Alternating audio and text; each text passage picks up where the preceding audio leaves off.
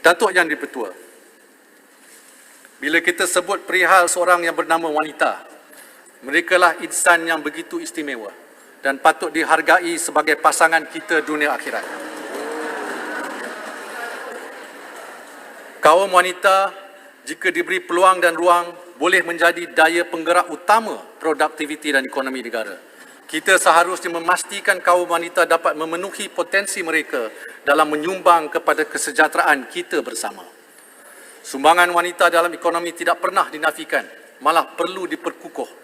Buat masa ini, golongan wanita memegang 25% daripada komposisi ahli lembaga pengarah bagi 100 syarikat awam utama.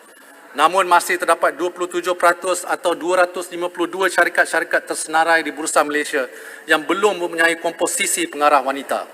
Bagi mengiktiraf peranan wanita dalam proses membuat keputusan dan memperkukuh kepimpinan serta keberkesanan lembaga pengarah, kerajaan melalui Suruhanjaya Security akan mewajibkan pelantikan sekurang-kurangnya seorang pengarah wanita bagi semua syarikat senarai awam.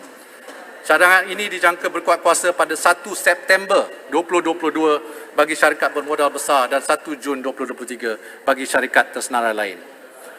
Selain itu, kerajaan juga menyediakan RM5 juta kepada Yayasan Kepimpinan Wanita bagi merancangkan penyertaan wanita dalam sektor ekonomi melalui antaranya latihan kepimpinan muda dan program keusahawanan.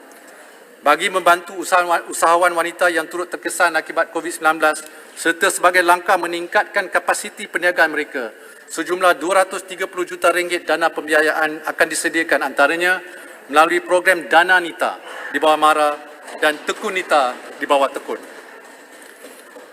Kerajaan juga akan melaksanakan program My Kasih Capital untuk menggalakkan wanita berjana pendapatan dari rumah. Insentif dalam bentuk bantuan asas modal perniagaan akan diberikan di samping program bimbingan bagi menggalakkan perniagaan secara dalam talian. 5,000 peserta termasuk 2,000 ibu tunggal akan meraih manfaat daripada program ini.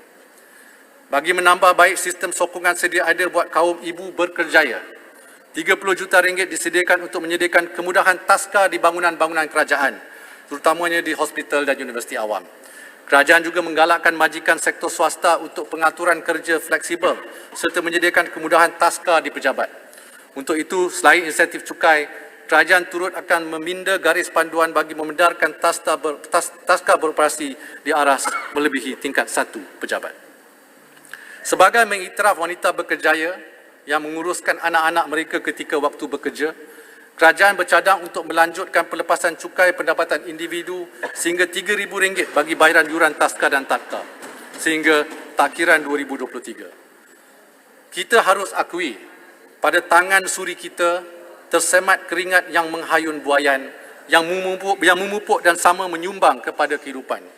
Namun, kadang-kala ada pula tangan-tangan lain yang tidak mengerti perjuangan seorang ibu, isteri dan puteri sehingga tergamak berkelakuan tidak manusiawi. Ini tidak sepatutnya berlaku. Oleh itu, dalam perjuangan menoktahkan kerakusan ini, kerajaan bersedia untuk memperuntukkan RM13 juta khas untuk memperkasa bahagian D11 Polis Diraja Malaysia bagi siasatan seksual wanita dan kanak-kanak, termasuk pewujudan 100 penjawatan terbaru.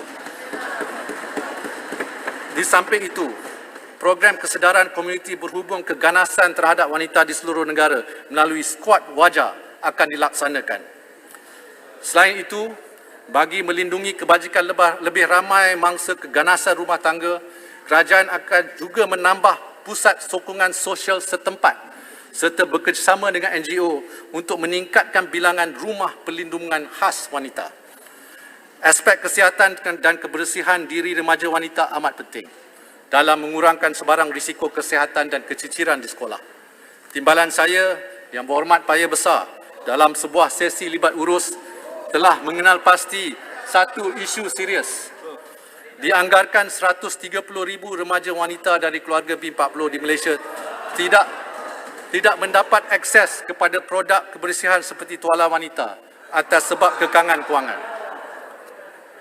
Oleh itu, Lembaga Penduduk dan Pembangunan Keluarga Malaysia dengan kerjasama Jabatan Penjara Malaysia akan mengedarkan secara percuma kit asas kebersihan diri setiap bulan kepada 130,000 remaja wanita golongan B40.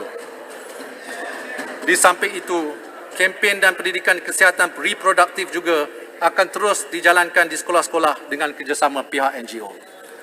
Selanjutnya, berhubung segmen kesihatan wanita juga, sejumlah lebih 11 juta ringgit disediakan sebagai subsidi ujian mamogram kepada wanita berisiko tinggi dan melaksanakan ujian saringan kanser cervix kepada wanita.